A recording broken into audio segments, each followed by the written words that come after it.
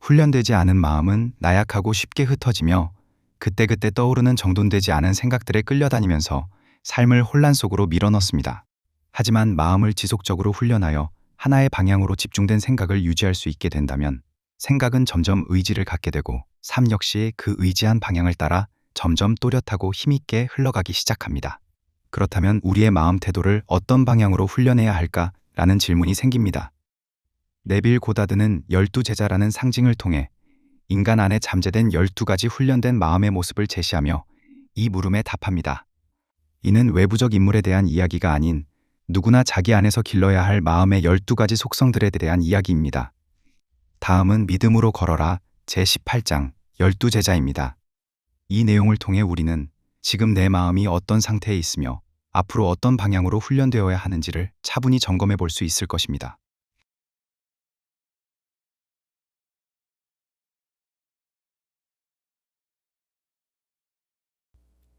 12제자는 인간이 훈련시킬 수 있는 마음의 12가지 속성을 보여준다.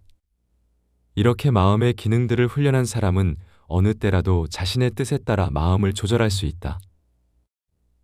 이런 마음의 12가지 속성들은 모든 사람들 안에 잠재되어 있다.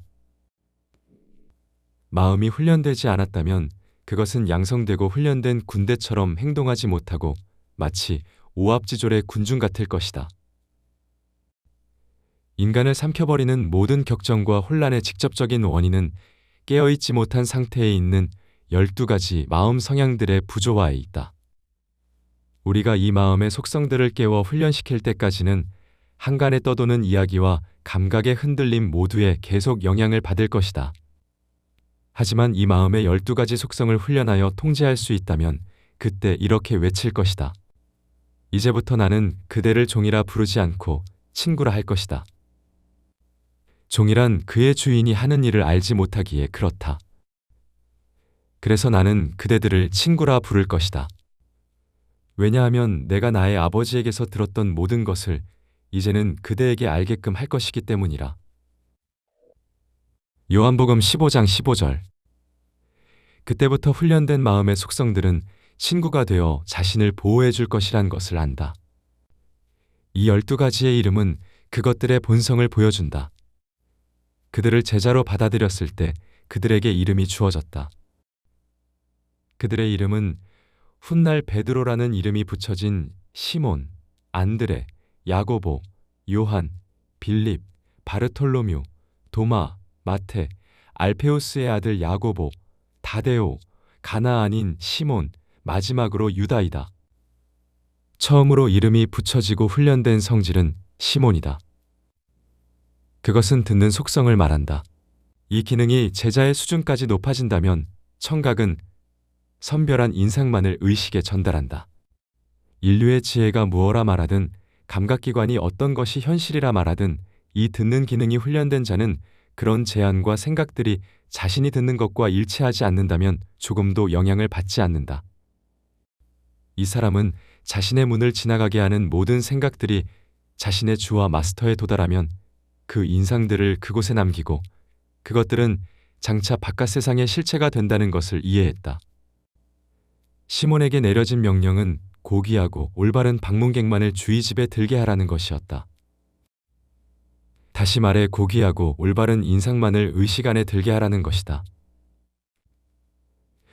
그가 저지른 어떤 실수도 주에게서 감추거나 가릴 수 없다. 왜냐하면 삶에 나타난 모든 것들은 그가 알고 한 것이든 모르고 한 것이든 집으로 맞이한 이가 누군지 그의 주에게 말해주기 때문이다. 시몬은 자신이 한 일들을 통해 진실하고 충실한 제자임을 증명했을 때 예수는 그에게 베드로라는 성을 내렸다. 베드로는 그 누구에게도 매수되지도 굴복되지도 않는 굳건한 반석을 뜻한다. 그래서 주는 그를 시몬 베드로라고 불렀다. 다시 말해 주의 목소리만을 충실하게 따르고 그 외의 것들에는 귀를 기울이지 않는 자라고 불렸다. 내가 그리스도인 것을 발견한 이가 바로 시몬 베드로이다. 그리고 시몬의 이런 깨우침은 하늘나라로 가는 열쇠이자 하느님의 사원이 세워질 반석을 제공한다. 건물이 세워지기 위해서는 반드시 튼튼한 기초를 갖추어야만 한다. 나는 그리스도이고 나 외에는 어떤 구세주도 없다는 알. 이 위에서 굳건하게 흔들리지 않으려면 오직 내가 그리스도인 것을 배워서 듣는 기능이 훈련되어야만 한다. 제자로 받아들여진 두 번째 속성은 안드레이고 용기를 뜻한다. 자신에 대한 믿음이 점점 커져서 첫 번째 속성이 깨어나면 자연스레 그의 형인 용기를 불러온다. 자신에 대한 믿음은 다른 사람에게 도움의 손길을 요구하지도 않고 다만 고요하게 그리고 홀로 원하는 것에 대한 의식을 취한다.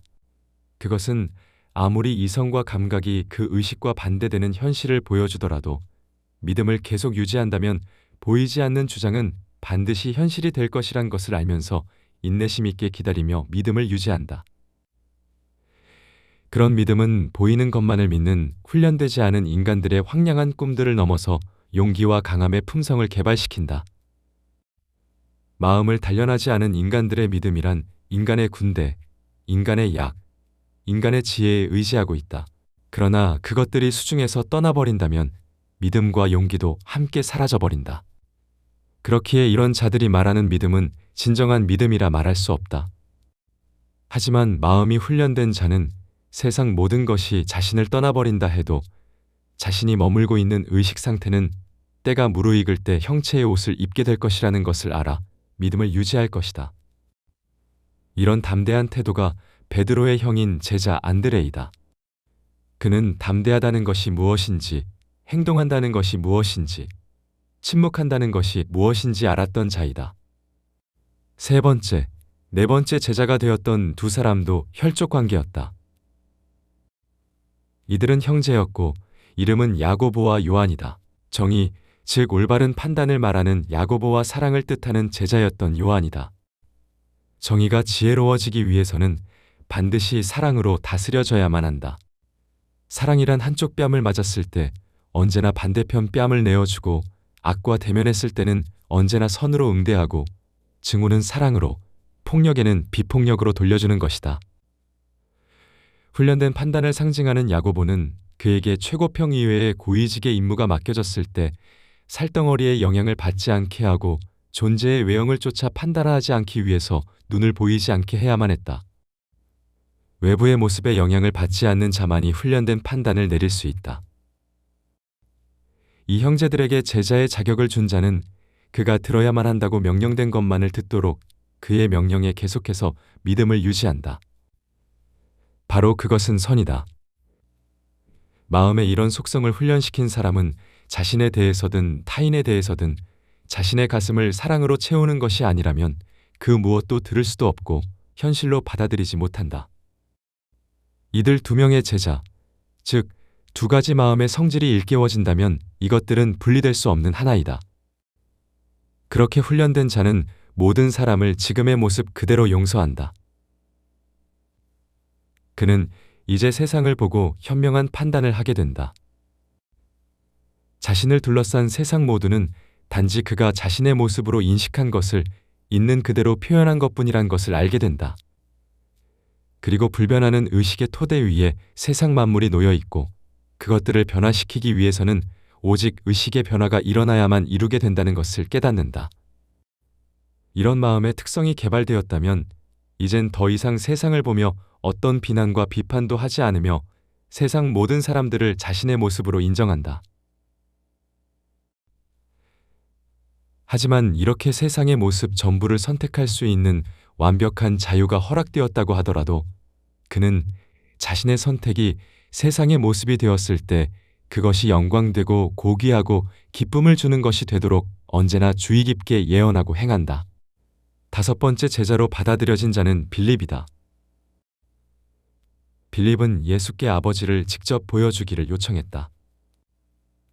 하지만 깨어난 자에게 아버지란 자신이 머물고 있는 의식의 상태를 말한다. 아버지라 일컬어지는 의식의 상태는 그것이 외부로 현현되었을 때에만 사람들의 눈에 보인다. 깨어난 자는 자신이라고 인식한 모습과 형체가 완벽히 드러나 자신이 된다는 것을 안다. 그래서 이렇게 선언한다. 아무도 어느 때나 하느님을 본 사람이 없지만 아버지의 품에 있는 아들인 나만이 하느님을 드러내었더라. 나와 나의 아버지, 그리고 의식과 그것의 표현들, 그리고 하느님과 인간, 이 모든 것은 하나이다. 빌립이라는 마음의 속성이 훈련되었다면 생각들과 야망들과 욕망들이 형체를 얻은 실체가 될 때까지 계속 주장할 것이다. 이것은 그러나 나의 육신에서 나는 하느님을 볼 것이라고 말하는 속성이다. 그것은 말씀에 어떻게 육신을 입히는지, 즉 형체 없는 것들에게 어떻게 형체를 부여하는지를 안다. 여섯 번째 제자는 바르톨로뮤라고 불린다. 이 마음의 기능은 상상하는 능력을 말하고 이 능력이 일깨워진다면 구분 지어지지 않은 덩어리에서 특정한 하나를 구분한다. 깨어난 상상력은 평범한 사람 위에 어둠의 세상에서 횃불이 되어줄 수 있는 깨어있는 머리와 어깨를 준다. 사람과 사람 사이의 능력의 차이를 가져오게 하는 가장 큰 요인은 상상력이 훈련되었느냐의 여부이다. 이것은 왕교에서 미래 분리이다. 이 사회에 많은 영향력을 줬던 사람들은 생생한 상상력을 지녔던 예술가, 과학자, 발명가 같은 이들이었다. 고등교육을 받은 남자들과 여자들 중 대다수가 학업을 마친 후에 실패를 겪는 이유에 대해 조사를 했더라면, 아니면 무엇이 사람마다 다양한 소득의 차이를 갖게 하는지 이유를 조사했더라면, 그것은 의심할 여지 없이 상상력이 중요한 비중을 차지한다는 것을 발견하게 될 것이다. 이런 조사를 통해 자신을 리더로 만들 수 있는 것도 상상력이고, 또한 자신을 그냥 리더를 따르는 무리 중 하나로 만드는 것도 상상력이란 사실을 밝혀줄 것이다. 현재의 교육 시스템은 인류의 상상력을 개발시키지 못하고 그저 우리가 구하는 지식을 책을 통해 주입시킴으로써 상상력을 질식시켜버리게 한다. 현재의 교육 시스템은 수많은 책들을 통해 우리에게 암기해야 할 것들을 주지만 곧 얼마 안 가서 그런 지식들 전부는 미래에 밝혀질 새로운 지식들에 의해 폐기 처분된다. 인류에게 무언가를 주입시킴으로 교육이 완성될 수는 없다. 교육의 목적은 인간 안에 잠들어 있는 지혜를 끌어내는 것에 있다. 바스톨로뮤라는 마음의 기능이 제자의 지위까지 끌어올려진다면 그대는 인간의 한계를 넘어서게 하는 생각들을 품을 수 있을 것이다. 그렇기에 이 글을 읽는 그대가 바스톨로뮤에게 제자의 지위를 주기를. 일곱 번째 제자는 도마이다.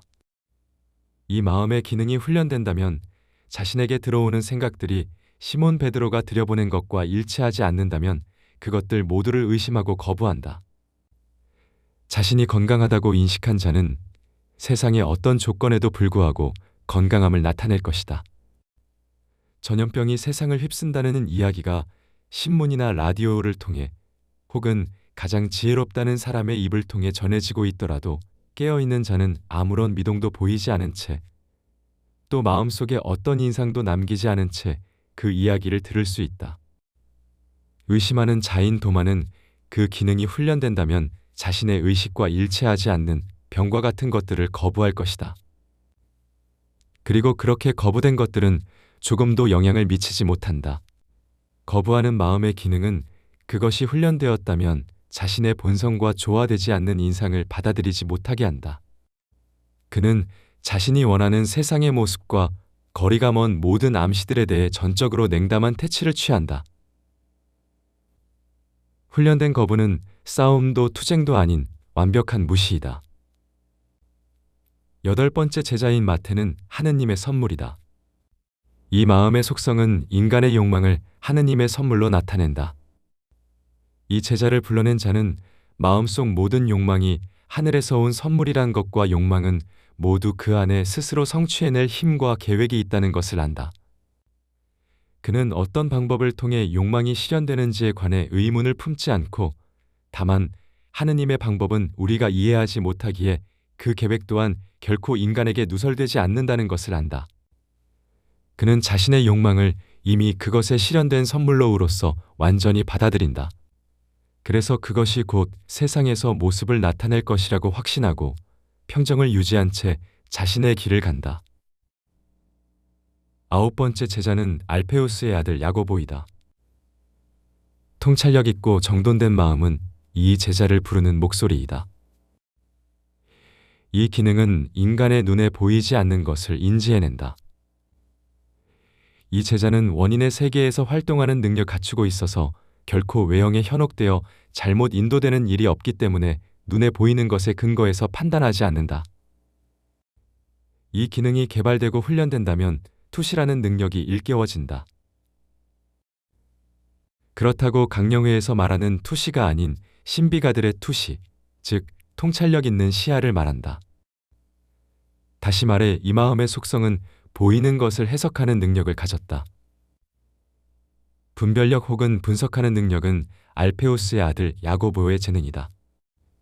10번째는 다데오, 즉 찬양의 제자이다. 이 마음의 속성은 훈련되지 않은 사람들에게서는 거의 찾아볼 수 없는 것이다. 찬양과 감사의 재능이 우리 안에서 깨어난다면 그렇게 깨어난 자는 감사합니다 하느님이란 말을 심지어는 소리를 내며 다닐 것이다. 그는 보이지 않는 것에 대한 감사가 하늘나라의 문을 열어 넘치도록 많은 선물들이 자신에게 쏟아져 내리도록 하는 것이란 것을 안다. 이미 받은 것에 대해 감사하지 않는 자는 지금의 선물을 보낸 바로 그 원천에서 더 많은 선물을 받지 못할 것이다. 이런 마음의 속성이 일깨워지기 전까지는 그 누구도 사막에서 장미가 피어나는 것을 보지 못할 것이다. 대지에 묻힌 씨앗이 땅을 뚫고 세상에 나타나기 위해선 비와 태양이 필요한 것처럼 마찬가지로 보이지 않는 하느님의 선물, 즉 욕망이 세상의 모습을 나타나기 위해선 칭찬과 감사가 필요하다. 11번째 속성은 가나안의 시몬이라 불린다. 좋은 소식을 듣다라는 성경 속의 문장이 이 제자를 잘 설명해주고 있다. 제자의 자격이 주어진 가나안의 시몬, 즉 우유와 꿀의 땅에서 온 시몬은 이 마음의 기능을 불러낸 자는 풍요로운 삶을 인식하게 된다는 증거를 보여줬다. 시편의 저자인 다윗의 말로 그를 이렇게 표현할 수 있다.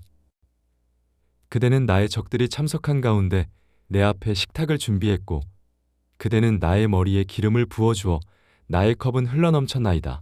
시편 23장 5절. 훈련된 이 마음의 속성은 오직 좋은 소식만을 들을 수 있다. 그래서 복음, 즉 좋은 말씀을 설교하는 데에 아주 적합하다. 12번째이자 마지막 훈련된 마음의 속성은 유다이다. 우리에게 이 속성이 일깨워진다면 우리는 원하는 모습이 되기 위해서는 현재의 존재는 죽어야만 한다는 것을 이해한다. 그래서 성경에서는 유다의 자살을 이야기한다. 신비가들은 이 이야기를 두고 입문자들에게 유다는 분리를 훈련시킨 것이라고 말해준다. 유다는 자신의 의식이 자신의 구세주인 것을 알기에 다른 구세주들을 모두 떠나보낸다. 우리가 이 마음의 속성을 충분히 훈련했다면 다른 것들을 모두 떠나보내는 힘을 가지게 될 것이다. 유다를 불러낸 사람은 자신의 의식을 어떻게 문제나 한계에서 떠나보내게 한 후에 그것을 문제가 해결된 것, 즉 구세주에 두는지에 대해 알고 있다. 그대가 다시 태어날 때를 제외하고는 어떻게 해서도 하늘나라의 왕국에 들어갈 수 없더라. 진실로 진실로 내가 그대에게 말하니 다시 태어나지 않는 한 그는 하느님의 왕국을 볼 수 없더라. 요한복음 3장 3절.